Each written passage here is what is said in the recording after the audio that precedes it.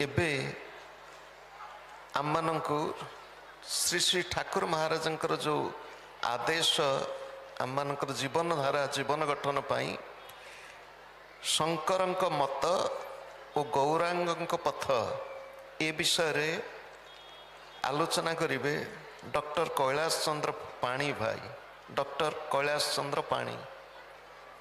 जस्वीव स्फुरणं सदात्मकं सद्कल्पार्थंक भासते साक्षात् तत्त्वमति शिवेद वचुषज बुधुयताश्रितान् यत्साक्षात् करुणा भवेन पुनरावृत्ति भवाम्बो निधो तस्मै श्री गुरुमूर्तये नमो इदं दक्षिणामूर्तये।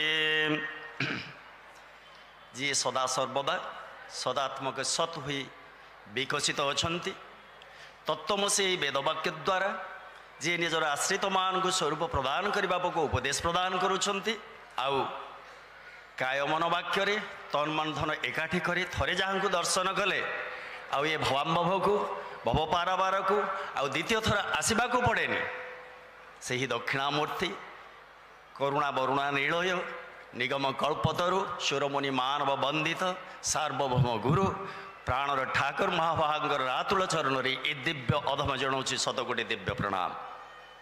यापर ठाकुर महाराज दक्षिण पार्श्वर उपवेशन करिथिबा आज सांध्य साधारण धर्मसभार जे सभापति महाभाग जे ओडिशार वरेण्य योग्य सुपुत्र जे सारा भारतर अम्लान आकाश रे एक स्वर्णाभ हस्ताक्षर लिपिबद्ध कर सारी से महाभाग चरण चरण कमल रे मो दिव्य प्रणाम निवेदन करुचे। आसाम बंग सारस्वत मठर महंत महाराज श्रीमद स्वामी देवानंद सरस्वती महाभाग जे कि ठाकुर चलती प्रतिमा बोली भक्त मानस रे वंदित तांको चरण मध्य मु प्रणाम निवेदन करुचे। दक्षिण पार्श्वर उपवेशन करिथिबा ज्योतिर्मंडली ब्रह्मचारी समस्त पदप्रांतरे ए अधम जय गुरु प्रीति सम्भाषण जनाऊे शिरोलोटा प्रणाम जनाऊे एवं ठाकुर वाम भाग उपस्थित सारस्वत साम्राज्यर वरिष्ठ गरिष्ठ ज्ञाननिष्ठ ट्रस्टीगण वरिष्ठ कर्मकर्ता वृंद निमंत्रित अतिथि वृंद सतीर्थ गुरुभ्राता वृंद एवं जगज्जननी अंश संभूता मातृमंडली तथा चारिधाम मध्य श्रेष्ठ धाम पुरी धाम पुरुषोत्तम धामर ए पावन भूमि रे जन्म ग्रहण करिथिबा एवं ए अधिवेशन योगदान करिथिबा पुरीर सन्निकट एवं पुरीर से दिव्यात्मन श्रुति मंडली को मु जनाऊँगी शतकोटी दिव्य जय गुरु प्रीति सम्भाषण। मते आज कहुई शंकर दर्शन एवं शंकर मत गौरांग पथ उपर किसी आलोकपात करने मु आपण मान को ये गोटे कथा कहवाई चाहे आमे माने समस्त आज अंतिम पर्व ये दंडा उपस्थित होइछे ठाकुर 110तम सार्वभौम सम्मेलन अंतिम पर्व साधारण धर्मसभा ये हूँ सार्वभौम सम्मेलनी ये टी मुझे कही रखापी चाहूँगी सार्वभौम सम्मेलन आउ गोटे अर्थ अच्छी सार्वभौम ठाकुर होउचंदे आमर सार्वभौम गुरु सार्वभौम गुरुंकर अर्थ सार्वभूमिगत गुरु अर्थात स्वर्ग मर्त्य पाताल सप्तलोक जी जोठी अछंती समस्तंकर मुक्ति प्रदान करिवार योग्यता क्षमता जे रखिछंती से होउचंती सार्वभौम गुरु। तेणु जेतेबेले सार्वभौम गुरुंकर आज सार्वभौम सम्मेलनी तेणु आपण माने जो स्थूल चक्षुरे देखुचंती आपणकर भाई माने किछि अतिथि वृंद एवं किछि सन्यासी ब्रह्मचारी वृंद एटी उपस्थित अछंती ता नुहे अनेक अशरीरी यक्ष रक्ष नर नाग किए कहीं किए केते आसी एठी अपेक्षा करिसंती ठाकुरंकर आशीर्वाद टिके साउंटी नबा पाई। तेणु ये हूँ से सार्वभौम सम्मेलन जा हो आज शंकर मत गौरांग पथ उपर मत कहवाई कहुई जहाँकि हूँ निगम दर्शन आपण को नहीं जाऊँ महाभारत पृष्ठभूमि को महाभारत जितेबले विषाद जोग परे परे अर्जुन मुह्यमान हो जाइछन्ति एवं तांको भगवान कृष्ण विभिन्न उपदेश प्रदान करी जागरूक करूछन्ति गांडीव धारण करबा पई तांको प्रोत्साहित करूछन्ति सेतेबेले से कहउछन्ति व्यामे श्रेणेव वाक्येन बुद्धिं मोहि सेवमय तरेकं पद निश्चित्य जेन श्रेयो हमाप्नुयाम एबे गोलिया मिसा कथा कहिकरी मो मन को आपण विभ्रम करि दउछन्ति एक्जेक्टली मो पाखरे कोन करनियो ताहा मते कहंतु भगवान सेतबेले कहउछन्ति लोकेस्मिन् द्विविधानुष्ठा पुरा प्रोक्ता मया नघ ज्ञान जोगेन संख्यानां कर्म जोगेन जोगिना तेणु ठाकुर को पाइबा पई हेले भगवत चिंतन करबा पई हेले आध्यात्मिक उन्नतिर पथरे चलिबा पई हेले दुईटी मार्ग अछि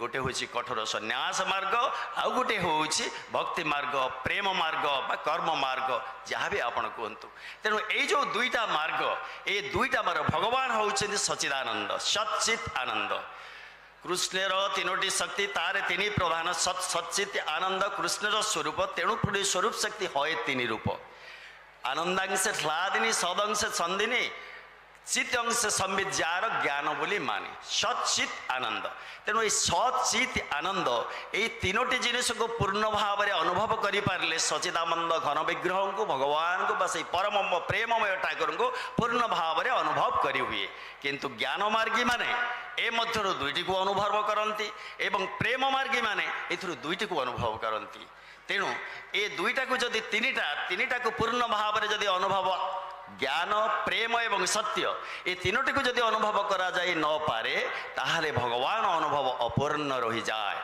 सेथि पाए ठाकुर आसिकरी तांकर दर्शन को करथिले जे निगम मत शंकर मत एवं गौरांग पथ तेणु शंकर मत एवं पथ उपर मु सामान्य आलोकपात करी 3-4 मिनिट गौरांग पथ मत एवं गौरांग पथ उपर 3-4 मिनिट आलोकपात करी तापर ठाकुरंकर जो मत निगम और निगम शंकर मत एवं गौरांग पथ को मिलित करके से कौन निगम दर्शन तैयार कर 5 मिनिट 7 मिनिट प्रेजेंटेशन वक्तव्य रखिक मोर वक्तव्य को सांग करी तेणु कथा होची एकत्वं बुद्धि मनसा इंद्रियणां च सर्वस्व आत्मनि व्यापिनस्तात् ज्ञान मेधोत्तमोत्तमम् गीतारे भगवान कहले बहिर्मुखी मन बुद्धि और इंद्रिय मानंकु बहिर्जगतर प्रत्याहार करे अंतर्जगत समापन करे सर्वव्यापी से भगवान पदारविंद समर्पण करिवार बा प्रथित करिवार अर्थ कथा होची ज्ञान अभेद प्रत्यय जस्तु जीवस्य परमात्मा जनकर ज्ञान लाभ हो गला बिली हमें कहबा केतेबेले जनकर ज्ञान लाभ हो गला जेतेबेले सर्व वस्तु भितरे सकल घटे नारायण बसंती परम कारण जो भागवत जो कथा कही जेतेबेले कौनसी व्यक्तिर आखिरे सारा जीवजंतु सारा विश्व भितरे एकाकार हुए जहाँ जहाँ नेत्र पड़े तहाँ कृष्ण स्फुरे यही अवस्था जेतेबेले सृष्टि हुए सेतेबेले से लोक ज्ञानी हो जाए अर्थात ज्ञान लाभ तार हो जाए ये शंकरंकर मत ये ज्ञान पथ से कौन कहले शंकर अहं ब्रह्मास्मि सर्वखलिद्वं ब्रह्म जगत मिथ्या ब्रह्म सत्य संक्षिप्त रे तीनोटी कथा कहीकि मुझे बुझेवाई चेष्टा करी जे ज्ञान मार्गी माने सर्वखलिद्वं ब्रह्म जहाँ जोटी आप देखुंत ताहा ब्रह्म मुहे ब्रह्म ब्रह्म व्यतिरेक किसी ना आ जहाँ आप देखुं जहाँ परिवर्तन हुई चेंजेबल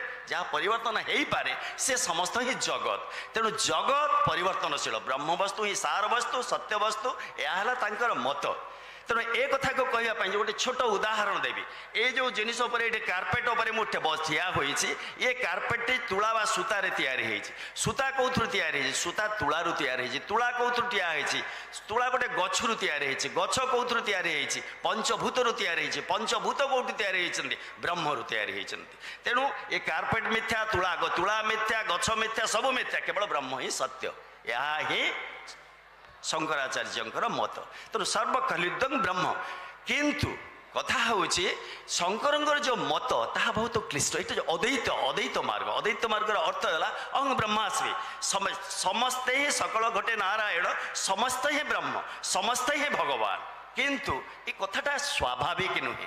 ସ୍ୱାଭାବିକ ନୁହେଁ ମାନେ ମୁଁ ସାଧାରଣ ଭାବରେ କେତେ ପ୍ରୋବ୍ଲେମରେ ପଡ଼ିଯାଉଛି, ତାକୁ ସଲ୍ଭ କରିପାରୁନି, ମୋର ଦେହ ବିଭିନ୍ନ ପ୍ରକାର ଅସୁବିଧା ସୁବିଧା ହେଉଛି।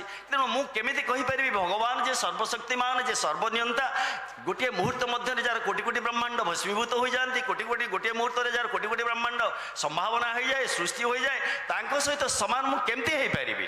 ଏଇଟା ଗୋଟେ ସ୍ୱାଭାବିକ ପ୍ରକ୍ରିୟା ନୁହେଁ। ଏହା ଏକ ସ୍ୱାଭାବିକ ପ୍ରକ୍ରିୟା ନୁହେଁ। ଅନ୍ୟ ପକ୍ଷରେ ଗୌରାଙ୍ଗଙ୍କର ମତ, ଗୌରାଙ୍ଗଙ୍କର ପଥ କ'ଣ କଲା? ତୃଣାଦପି ଶୁଣିଛେ ନ ତରରିବ ସହିଷ୍ଣୁତା ଅମାନିନା ମାନ ଦେନ କୀର୍ତ୍ତନିଆ ସଦାହରି। ସେ କହିଲେ ଦୈତ୍ୟ ମାର୍ଗର ଉପାସକ ହେଲେ ଗୌରାଙ୍ଗ ମହାପ୍ରଭୁ। ସେ ଆସିଥିଲେ ଅବତାରୀ ପୁରୁଷ। ସେ କହିଲେ ଦାସୋହମ୍, ମୁଁ ହେଉଛି ତାଙ୍କର ଦାସ। ସେ ପରମବ୍ରହ୍ମ, ସେ ଭଗବାନ, ତାଙ୍କ ସହିତ ମୁଁ କେମିତି ସମ୍ଭବ ସମାନ ହେଇପାରିବି? ନା, ମୁଁ ତାଙ୍କ ସହିତ ସମାନ ହେଇପାରିବିନି। ମୁଁ ତାଙ୍କର ଦାସାନୁଦାସ, ଚିରକାଳ ମୁଁ ତାଙ୍କର ସେବା କରିବି। ଏବଂ ଏ ଜଗତ ଯାହା ପରିବ୍ୟାପ୍ତ ହେଇଛି, ଯାହା ମୁଁ ଦେଖୁଛି, ସେ ସମସ୍ତ ତାଙ୍କର ପରିପ୍ରକାଶ। ଅର୍ଥାତ୍ ପ୍ରତି ବସ୍ତୁ ମଧ୍ୟରେ, ପ୍ରତି ଦ୍ରବ୍ୟ ମଧ୍ୟରେ, ପ୍ରତି ପଦାର୍ଥ ମଧ୍ୟରେ, ପଥର ଭିତରେ, ନଦୀ ଭିତରେ, ବୃକ୍ଷ ଭିତରେ, ସବୁ ଭିତରେ ଆମେ ସେ ବ୍ରହ୍ମଙ୍କୁ ଉପଲବ୍ଧି ଯଦି କରିପାରିବା, ଅର୍ଥାତ୍ ସେ ବ୍ରହ୍ମ ପ୍ରତିଭାତ ହେଇଛନ୍ତି ବିଭିନ୍ନ ରୂପରେ। କେଉଁଠି ସେ ଜଳ ହେଇ ନଦୀଟି ହେଇ ଝରି ଯାଇଛନ୍ତି, ଆମକୁ ପ୍ରାଣୀ ପ୍ରଦାନ କରୁଛନ୍ତି। କେଉଁଠି ବୃକ୍ଷଟେ ହେଇ ସେ ଆମକୁ ଫଳ ପ୍ରଦାନ କରନ୍ତି। ଏହି ଭାବରେ ସେ ଅକ୍ଲାନ୍ତ ସେବକ ହେଉଛନ୍ତି ଏ ଜୀବଜଗତର। ଏବଂ ଏହା ହିଁ ହେଉଛି ସଂଶ୍ଳେଷଣ ମାର୍ଗ। ମାନେ ମୁଁ ମୂଳରୁ ଗ୍ରହଣ କଲି ଯେ ଏ ଜୀବଜଗତ ସେ ଭଗବାନଙ୍କର ପରିପ୍ରକାଶ। এইভাবে ভাবে মু তাকে দৈত্য ভাবে মু তাঁর দাসানুদাস মু তাঁর সেবা করিবি। ଏହା ହେଲା ଦୈତ୍ୟ ମାର୍ଗ ବା ଦୈତ୍ୟ ମାର୍ଗର ଉପାସନା ବା ଭକ୍ତି ମାର୍ଗ। ଏବଂ ନିଜକୁ ସବୁବେଳେ ମନେ କରିବି ମୁଁ ତୃଣାଦପି ଶୁନିଛେନ, ମାନେ ତୃଣଠୁ ବହୁତ ଛୋଟ, ଅତି ନମନୀୟ, ଅତି ନିମ୍ନ, ନିଜକୁ କେତେ ବଡ଼ ବୋଲିକିରି ମନେ କରିବିନି। ଏହି ହେଲା ଗୌରାଙ୍ଗଙ୍କର ମତ କଥା। ଆଚ୍ଛା, ଯଦି ଶଙ୍କରଙ୍କର ମତ କହିଲି, ଶଙ୍କରଙ୍କ ପଥଟା କ'ଣ? ଶଙ୍କରଙ୍କର ପଥ ହେଲା କଷ୍ଟ ମାର୍ଗ, କଠିନ ମାର୍ଗ। କାରଣ ସମସ୍ତଙ୍କୁ ସନ୍ନ୍ୟାସତର ଜୀବନ ଯାପନ କରିବା ପାଇଁ ପଡ଼ିବ। କଠୋର ସନ୍ନ୍ୟାସର ଜୀବନ ସେଇଟା। କଠୋର ସନ୍ନ୍ୟାସର ଜୀବନ କ'ଣ ହେଲେ? ପ୍ରଥମେ ବ୍ରାହ୍ମଣତ୍ୱର ଜାତିମାନେ ସେଇଟା କରିପାରିବେ। ଏକ ହେଲା ସାଧନ ଚତୁଷ୍ଟୟ ସମ୍ପନ୍ନ ଆପଣଙ୍କୁ ହେବା ପାଇଁ ପଡ଼ିବ। ସାଧନ ଚତୁଷ୍ଟୟ ସମ୍ପନ୍ନ ହେଇସାରିଲା ପରେ ତାପରେ ଆପଣ ବ୍ରହ୍ମ ଜିଜ୍ଞାସା କରିବେ। ବ୍ରହ୍ମ ଜିଜ୍ଞାସା, ମୁଁ କିଏ? ଏ ଦେହ, ଏ ଜଗତ କେଉଁଠୁ ସୃଷ୍ଟି ହେଇଛି? ୟାର କର୍ତ୍ତା କିଏ? ଏ ଜଗତର ଉପାଦାନ କ'ଣ? ଏସବୁ ବ୍ରହ୍ମ ଜିଜ୍ଞାସା କରିସାରିଲା ପରେ ଯମଶ୍ଚ ନିୟମଶ୍ଚୈବ ଆସନଂଚ ତଥୈବଚ ପ୍ରାଣାୟାମ ତଥା କରି ପ୍ରତ୍ୟାହାର ସୁଧାରଣା ଧ୍ୟାନଙ୍ଗ୍ରିତାନି ସମାଧିରେତାନି ଯୋଗାଙ୍ଗାନି ବରାନୁନି। ତାପରେ ଏ ଯେଉଁ ଅଷ୍ଟାଙ୍ଗ ଯୋଗ ରହିଛି, ଅଷ୍ଟାଙ୍ଗ ଯୋଗ ରହିଛି, ଅଷ୍ଟାଙ୍ଗ ଯୋଗର ଗୋଟେ ଗୋଟେ ସୋପାନ ଅତିକ୍ରମ କରିକିରି ମହେଶ୍ୱର ଭାଇ ଏଇଠି କହୁଥିଲେ ସବିକଳ୍ପ ସମାଧି ଆଉ ନିର୍ବିକଳ୍ପ ଜ୍ଞାତା, ଜ୍ଞାନ ଆଉ ଜ୍ଞ, ଏ ତିନୋଟି ପଦାର୍ଥର ଭିନ୍ନ ଭିନ୍ନ ଜ୍ଞାନ ଥାଇ ଯେତେବେଳେ ଅଖଣ୍ଡାକାର ଚିତ୍ତବୃତ୍ତି ଅଦ୍ୱିତୀୟ ବ୍ରହ୍ମ ବସ୍ତୁରେ ଲୀନ ହୋଇପାରେ, ସେଇ ଅବସ୍ଥାକୁ କୁହାଯାଏ ସବିକଳ୍ପ ସମାଧି। ସେ ଯାହା କହୁଥିଲେ ସମୁଦ୍ର ତଟରେ ଠିଆ ହେଇକି ସମୁଦ୍ରକୁ ଦର୍ଶନ କରିବା। ଜ୍ଞାତା, ଜ୍ଞାନ ଆଉ ଜ୍ଞ, ଏ ତିନି ପଦାର୍ଥର ଭିନ୍ନତା ନ ରହି ଏକାକାର ହେଇଯାଏ ଯେତେବେଳେ ଅଦ୍ୱିତୀୟ ଚିତ୍ତବୃତ୍ତି ଅଖଣ୍ଡାକାର ବ୍ରହ୍ମବସ୍ତୁରେ ଲୀନ ହୋଇଯାଏ, ତାହା ହୁଏ ନିର୍ବିକଳ୍ପ ସମାଧି। ତେଣୁ ନିର୍ବିକଳ୍ପ ସମାଧିରେ ପହଞ୍ଚି ସାରିଲା ପରେ ତୁମେ ଅନୁଭବ କରିପାର ଯେ ହଁ, ତୁମେ ହିଁ ପ୍ରକୃତରେ ବ୍ରହ୍ମ। କିନ୍ତୁ ଏହା ଅତୀବ କଷ୍ଟ, ଅତୀବ ଦୁଃଖ, ଅତୀବ ଯନ୍ତ୍ରଣାଦାୟକ ଅବସ୍ଥା। ତେଣୁ ଗୌରାଙ୍ଗଙ୍କର ଯେଉଁ ମତ, ସେଇ ମତଟା ଟିକେ ସଂକୀର୍ଣ୍ଣ। କାହିଁକି ନା ସମସ୍ତଙ୍କୁ ସେଥିରେ ରାଧାକୃଷ୍ଣଙ୍କୁ ଉପାସନା କରିବା ପାଇଁ ପଡ଼ିବ। ରାଧାକୃଷ୍ଣଙ୍କୁ ଉପାସନା କରିବା ପାଇଁ କରନ୍ତି କେଉଁମାନେ? ବୈଷ୍ଣବମାନେ କରନ୍ତି। ଶୈବମାନେ କହିବେ ଆମେ ରାଧାକୃଷ୍ଣଙ୍କୁ କାହିଁ ଉପାସନା କରିବୁ? ସୌରମାନେ କହିବେ ଆମେ ସୂର୍ଯ୍ୟଙ୍କୁ ଛାଡ଼ି ଆମେ କାହିଁକି ରାଧାକୃଷ୍ଣଙ୍କୁ ଉପାସନା କରିବୁ? ତେଣୁ ଏଇଟା ଟିକେ ମତଟା ଟିକେ କ୍ଷୁଦ୍ର, ସୀମାବଦ୍ଧ, କିନ୍ତୁ ପଥଟା ଭାରି ସହଜ। କାହିଁକି ସହଜ? ନା ଏ ହେଉଛି ସ୍ୱାଭାବିକ। ଆପଣ ଖାଇବେ, ପିଇବେ, ବସିବେ, ଟିକେ ପ୍ରେୟାର କରିବେ, ଏ କରିବେ, ଠାକୁରଙ୍କ ସଭା ସମିତିକୁ ଆସିବେ, ଠାକୁରଙ୍କ ବିଷୟ ଚିନ୍ତନ କରିବେ। ଏମିତି ଆଜନ୍ମ କଠିନ ମାର୍ଗ, ସନ୍ନ୍ୟାସୀର କଠିନ ମାର୍ଗ ବ୍ରହ୍ମଚର୍ଯ୍ୟ ନିହାତି ଅବଲମ୍ବନ କରିବା ପାଇଁ ପଡ଼ିବ, ଘର ଛାଡ଼ିବା ପାଇଁ ପଡ଼ିବ, ସମାଧି କରିବା ପାଇଁ ପଡ଼ିବ, ଧ୍ୟାନରେ ବସିବା ପାଇଁ ପଡ଼ିବ। So all this things are very difficult things. ତେଣୁ ସେଇ ପଏଣ୍ଟ ଅଫ୍ ଭ୍ୟୁରୁ ଏ ଡିଫିକଲ୍ଟ ପଏଣ୍ଟ, ଯେହେତୁ ଏଗୁଡ଼ା ଅତି ଡିଫିକଲ୍ଟ ଅଛି, ତାଙ୍କର ମାର୍ଗଟା ହେଲା ଭକ୍ତିର ମାର୍ଗ। ଭକ୍ତିର ମାର୍ଗେ ସିଏ ମୋର ସବୁ କରିଦେବେ, ମୁଁ ତାଙ୍କୁ ଭଲ ପାଇବି, ତାଙ୍କ ପାଇଁ ସେବା କରିବି, ତାଙ୍କୁ ଯାହା ଭଲ ଲାଗେ ମୁଁ ତାହା କରିବି, ସେଇଥିରେ ମୋର ସେ ସବୁ କରିଦେବେ। ତେଣୁ ଏଇ ଯେଉଁ ଚିନ୍ତା, ଏଇ ଯେଉଁ ଚେତନା, ଏଇ ଯେଉଁ ଭାବନା, ଏହା ହିଁ ଅତି ସ୍ୱାଭାବିକ ଏବଂ ଅତି ସହଜଲଭ୍ୟ। ତେଣୁ ସେଇଥିପାଇଁକା ଠାକୁର ଆସିକିରି ଏ ଦୁଇଟାକୁ ମିଶେଇକିରି ଠାକୁର କ'ଣ କହିଛନ୍ତି ମୁଁ ଏକ୍ଜାକ୍ଟଲି ସେଇ କଥାଟା କହୁଛି ନା ଆଉ ଟିକେ ଏଇଠି କହିଦେଇ ଯାଉଛି ରାଧାକୃଷ୍ଣଙ୍କ ଜାଗାରେ ଠାକୁର ଯେଉଁ ଅସାମ୍ପ୍ରଦାୟିକ କଲେ ସନାତନ ଧର୍ମକୁ he made the Sanatan culture non sectarian by introduction of guru he ensured the everybody will be worshipping their ଗୁରୁଦେବଙ୍କୁ ଆସି ନ କଲେ ଅର୍ଥାତ୍ ଦୈତ୍ୟ ମାର୍ଗରେ ଉପାସନା କରୁଥିବା କୌଣସି ଭକ୍ତ ତାଙ୍କର ଗୁରୁଦେବଙ୍କୁ ଉପାସନା କରିବାରେ କାହାର କୌଣସି ବାଧକତା ନାହିଁ ଇସଲାମୀୟ ମାନେ ଗୁରୁଙ୍କୁ ପୂଜା କରନ୍ତି ଖ୍ରୀଷ୍ଟିଆନ ମାନେ ଗୁରୁଙ୍କୁ ପୂଜା କରନ୍ତି ପୃଥିବୀର ସମସ୍ତ ସମ୍ପ୍ରଦାୟ ଗୁରୁଙ୍କୁ ପୂଜା କରନ୍ତି ତେଣୁ ଗୁରୁଙ୍କୁ ଯଦି ଆସି ନ କରିଦେବା ଆମେ ଗୌରାଙ୍ଗଙ୍କ ମତରେ ଯେଉଁ ରାଧାକୃଷ୍ଣ ଅଛନ୍ତି ତାଙ୍କ ଜାଗାରେ ଯଦି ଗୁରୁଦେବଙ୍କୁ ଆମେ ରଖିଦେଇପାରିବା ଏଇଟା ସବୁ ସେକ୍ଟର ପାଇଁ ଆକ୍ସେପ୍ଟେବୁଲ ହେଇପାରିବ ସେଇଥିପାଇଁ ନିଗମ ଦର୍ଶନ ବା ଅସାମ୍ପ୍ରଦାୟିକ ଭାବରେ ଧର୍ମ ପ୍ରଚାର ଯେଉଁ ଠାକୁର ନିଗମାନନ୍ଦ କହିଛନ୍ତି ତାର ଅର୍ଥ ହେଉଛି ଏଇଆ ସମସ୍ତଙ୍କୁ ସେଇଥିପାଇଁକା ଆପଣ ଜାଣିବେ ଆମର ଯେଉଁ ଆସାମବଙ୍ଗ ସାରସ୍ୱତ ମଠ ଅଛି ସେଠି ଗୁରୁ ବ୍ରହ୍ମଙ୍କ ମନ୍ଦିର କରାହେଇଛି ଅନ୍ୟ କୌଣସି ଦେବାଦେବୀଙ୍କ ମନ୍ଦିର କରାହେଇନି ତାମାନେ ପୃଥିବୀର ଯେକୌଣସି ସେକ୍ଟ ଯେକୌଣସି ରିଲିଜନ ତାଙ୍କର ଗୁରୁଦେବଙ୍କୁ ସେଇଠି ଉପାସନା କରିପାରିବେ ଏ ହେଲା କଥା ଗୌରାଙ୍ଗଙ୍କର ଠାକୁରଙ୍କର ଯେଉଁ ସଂକୀର୍ଣ୍ଣ ନ କରିବା କଥା କହିଲେ ଏଇ କଥା କହିଲେ ଆଚ୍ଛା ବର୍ତ୍ତମାନ ଆମେ ଚିନ୍ତା କରିବା ଯେ ଯେଉଁ ଗୌରାଙ୍ଗଙ୍କର ପଥ ହେଲା ପ୍ରେମର ପଥ ଭକ୍ତିର ପଥ जो सांडिल्य सूत्र सार परानुभक्तिर 30 ठाकुरଙ୍କ प्रति गुरुदेवଙ୍କ प्रति भगवान प्रति नारायण प्रति अतिमात्र जो अनुरक्ति ताहा ही भक्ति भक्ति आउ टिके गाढ़ हो गले ताहा ही हो जाए प्रेम जहाँ नित्य सनातन शाश्वत चिरंतन अविचलित एवं कौन सी परिस्थिति परिवर्तन नुहे ताहा ही प्रेम आज जन जन को भल पाऊँच स्थितिर अवस्था बदली गला तापरे तार भल पाइबाटा कमी जाए किंतु प्रेम होउची एभली गोटे जिनिस जहाँ विभिन्न घात प्रतिघात सत्य मध्य अविचलित रहे कल्प माने जहाँ किसी परिवर्तन जुग परिवर्तन होगा धर्म परिवर्तन होगा शरीर चलीगला शरीर क्लिष्ट होगा जहाँ भी जो अवस्था रहिले मध्य जो जहाँ अजर अमर नित्य चिरंतन शाश्वत जो भल पाइबा से भल पाइबा होची प्रेम तेणु प्रेमर जो सोपान गुड़ाक अच्छी टिके तापर सम्यक आलोचना करी मोर वक्तव्य को सांग करी प्रेम मार्ग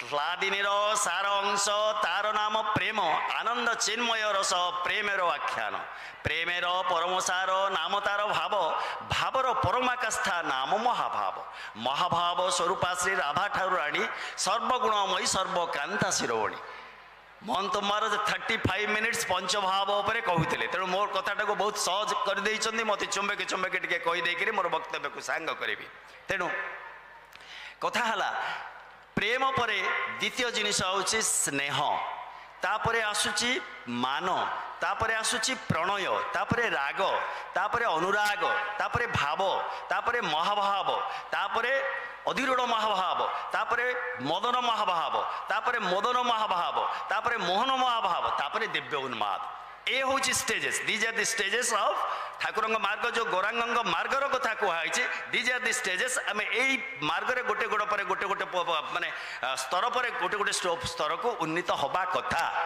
हेले आमर जो परकाल गतिटा रही से परकाल गतिटा अति सहज सुलभ सुलभलभ्य हो से जिन गुड़ाक कौन मुझे कहूँ मुझे कहली प्रेमर कथा है जहाँ चिरंतन शाश्वत नित्य से जिनसा प्रेम प्रेम पर आसला स्नेह स्नेहर दुईटा प्रकार गोटे घृत स्नेह गोटे मधु स्नेह घृत स्नेह को जाऊनी मो मधु स्नेह कथा कहूँ मधु स्नेह कहूँ मुर से मोर मुझे स्वार्थपर नुहे से मोर आउ कहार नुहति ये नुहे मुर यही जो भावना आसी जाए मुझे से मो कथा बुझे मुझे यही भावना जो उपनीत हुओ से स्नेहटा प्रेम पर्यवेसित हो जाए तापर आसे मान मानर अर्थ कौन से अभिमान आसे हाँ तुम तो शह शह भक्त अच्छा केते सन्यासी ब्रह्मचारी तुम सेवा पूजा अर्चना तुम्हें मोर पूजा अर्चना कहीं ग्रहण कर यही भाव मो प्रसाद मुझे लघु प्रसाद कर भल जिन तुम टे कर तुम्हें मो प्रसाद खावाई कहीं आग्रह प्रकाश कर यही भावना जो पर्यवेसित हुए ପ୍ରେମ ମାର୍ଗର ସାଧକ ସେତେବେଳେ ସେ ମାନ ଷ୍ଟେଜରେ ପହଞ୍ଚି ଯାଏ। ତାପରେ ଆସେ ରାଗ। ରାଗ ଷ୍ଟେଜରେ କ'ଣ, ଠାକୁର ମୋ ଘରେ ଅଛନ୍ତି, ମୋ କଥା ଶୁଣୁଛନ୍ତି, ମୋ ବିଷୟରେ ବୁଝୁଛନ୍ତି, ସେ ମୁଁ ତାଙ୍କ ସହିତ ଅଙ୍ଗାଙ୍ଗୀ ଭାବରେ ଅଛି, ତାଙ୍କ ପରିଧେୟ, ତାଙ୍କ ଆଖି, ତାଙ୍କ ବସିବା ସବୁ ମୋ ସାଙ୍ଗରେ ସମ୍ପୃକ୍ତି ହେଇକରି ସଂଲଗ୍ନ ହେଇକରି ଅଛି। ଏଇଭଳି ଭାବ ଯେତେବେଳେ ଆସେ ତାହା ହୁଏ ରାଗ, ତାହା ହୁଏ ପ୍ରଣୟ। ପ୍ରଣୟ ପରେ ଆସେ ରାଗ। ରାଗର ଷ୍ଟେଜ କ'ଣ, ଯଦି ଠାକୁରଙ୍କ ବିଷୟରେ ମୁଁ ଟିକେ ଶୁଣିଲିନି, ସଂଘକୁ ଟିକେ ଗଲିନି, ଠାକୁରଙ୍କ ବିଷୟରେ କାନରେ କେତେ ପଡ଼ିନି, ଲାଗେ ଯେ ଠାକୁରଙ୍କୁ ବୋଧେ ମୁଁ ଆଉ ଚିନ୍ତା କରିନି, ଅଜସ୍ର ବର୍ଷ ବିତିଗଲାଣି, କ'ଣ ଏ ଜୀବନ ଧିକ୍। ତାପରେ ଆସେ ଅନୁରାଗ ଷ୍ଟେଜ। ଅନୁରାଗ ଷ୍ଟେଜରେ ଠାକୁରଙ୍କ ବିଷୟ ଏଠି ଚାଲିଛି, ଠାକୁରଙ୍କ ବିଷୟରେ ଆଲୋଚନା ଚାଲିଛି, ଠାକୁରଙ୍କ ବାଣୀ ଶୁଣା ହେଉଛି, ଠାକୁରଙ୍କ କଥା ଶୁଣା ହେଉଛି, 4 ଘଣ୍ଟା ଅତିକ୍ରାନ୍ତ ହେଇଗଲାଣି, ମୋତେ ଲାଗୁଛି ଏଇ ମୁଁ ତ ଆସିଥିଲି 5 ମିନିଟ୍ ହେଲା ଏଠି ବସିଛି, 4 ଘଣ୍ଟା ହେଲା କେତେବେଳେ। ଏଇଭଳି ଅବସ୍ଥା ଯେତେବେଳେ ଆସେ ସେ ହେଉଛି ଅନୁରାଗ। ଅନୁରାଗ ପରେ ଆସିଲା ଭାବ। ଭାବଟା କିଭଳି ଅବସ୍ଥା, ଭାବ ହେଉଛି ଯେଉଁ ମୁହୂର୍ତ୍ତରେ ଆପଣ ଅନୁଭବ କରନ୍ତି ଯେତେ ଠାକୁର ଯଦି ମୋତେ ମିଳିବେ ନ ମିଳିବେ, ଠାକୁରଙ୍କ କଥା ଯଦି ଶୁଣିବା ପାଇଁ ନ ମିଳିବ, ଠାକୁରଙ୍କ କାର୍ଯ୍ୟ କିଛି ମୋତେ କରିବା ପାଇଁ ନ ମିଳିବ, ତାହେଲେ ଜୀବନ ରଖି ମୋର କି ଦରକାର, ମୁଁ ଆତ୍ମବିସର୍ଜନ ଦେଇଦେବି। ଏ ହେଲା ଭାବ। ଭାବ ପରେ ଆସିବ ମହାଭାବର ଷ୍ଟେଜ। ମହାଭାବ କ'ଣ, ଅଶ୍ରୁ, ସ୍ୱେଦ, କମ୍ପ, ପୁଲକ, ସ୍ୱରଭଙ୍ଗ, ବୈବର୍ଣ୍ୟ, ସ୍ତମ୍ଭ, ପ୍ରଳୟ, ଏ ଅଷ୍ଟ ସାତ୍ତ୍ୱିକ ଭାବ ପ୍ରକାଶ ହବ।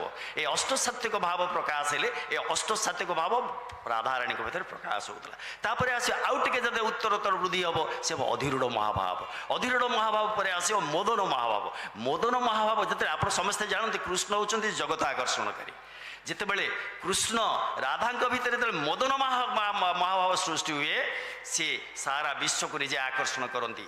ଆଉ ମାଦନ ମହାଭାବରେ ସ୍ୱୟଂ କୃଷ୍ଣ ତାଙ୍କ ଆଡ଼କୁ ଆକର୍ଷିତ ହୋଇଯାନ୍ତି। ଆଉ ଦିବ୍ୟ ଉନ୍ମାଦ ଯେତେବେଳେ ସୃଷ୍ଟି ହୁଏ, ସେତେବେଳେ ତୁମର ଆଉ କିଛି ଦେଶ କାଳ ପାତ୍ର ଜ୍ଞାନ ନଥାଏ। କେହି ପୁରୁଷ ସମ୍ପୂର୍ଣ୍ଣ ଭାବରେ ସ୍ତ୍ରୀ ବେଶ ପିନ୍ଧିକି ଆନନ୍ଦରେ ନାଚନ୍ତି।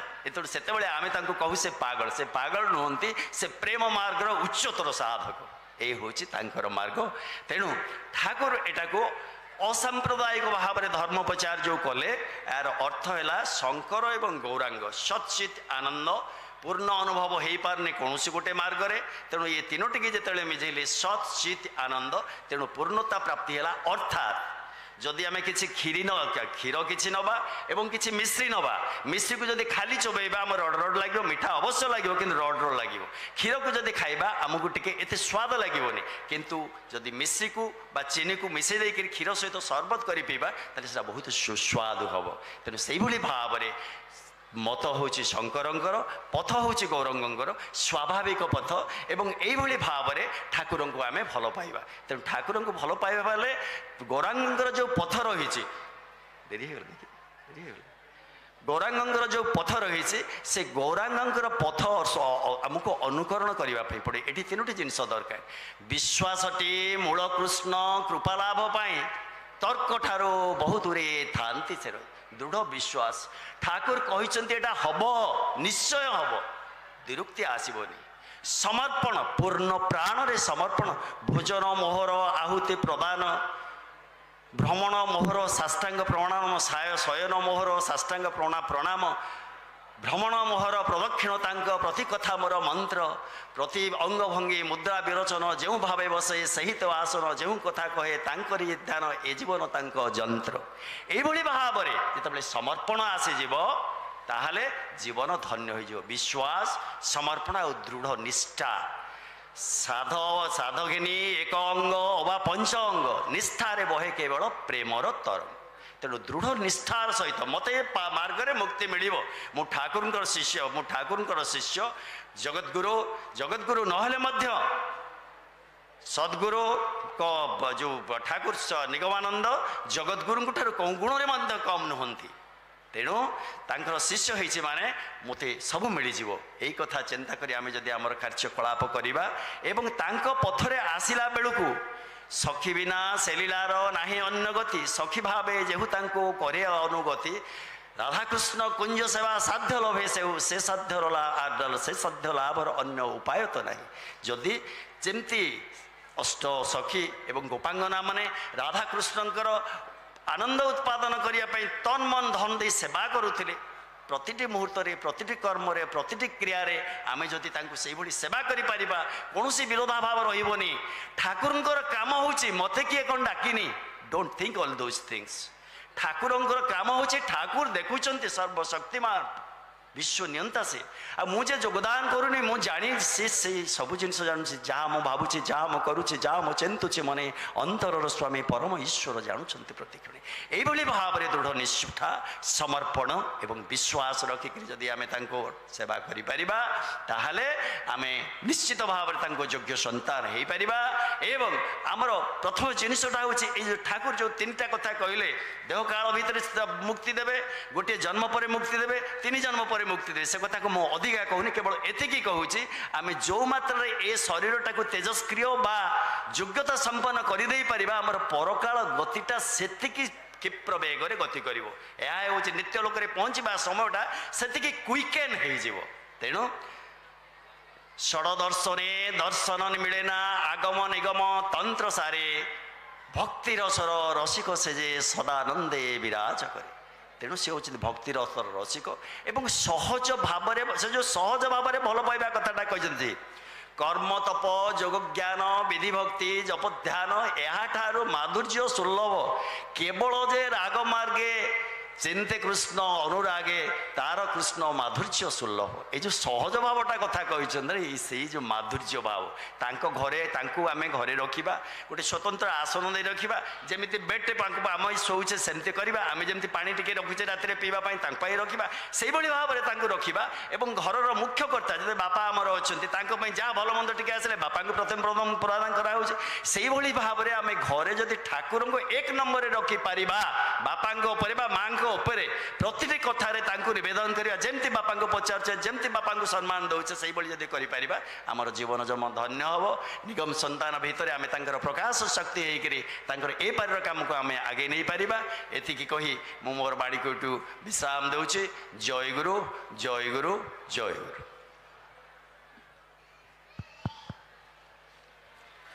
जय गुरु जय गुरु जय गुरु।